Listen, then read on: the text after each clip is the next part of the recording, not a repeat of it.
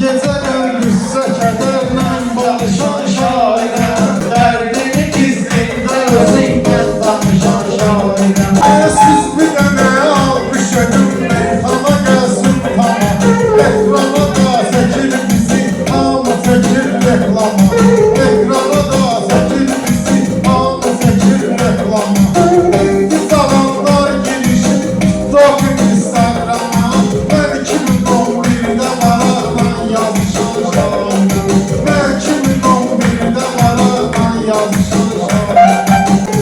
Dost səhv edib karınıb qorxuda bilməz məni, bir ezmər zündarınıb qorxuda bilməz məni, həyat çəkilliyinə sıxıb qorxuda bilməz məni, vəsli yarə getməyə səyləm çalışan şairəm, vəsli yarə getməyə səyləm çalışan şairəm.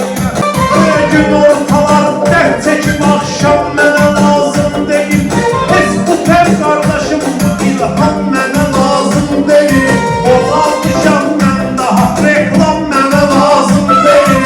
2010'da Rəşad Dağlı'na vuruşan şairəm, 2010'da Rəşad Dağlı'na vuruşan şairəm. Hər dəfə mən qüssə kədərlə Gülen bilirsen beni, özde beraber güya ki seven bilirsen beni, özde beraber güya ki seven bilirsen beni, akıl üstte güldüğüme neşen bilirsen beni, içinde kül olan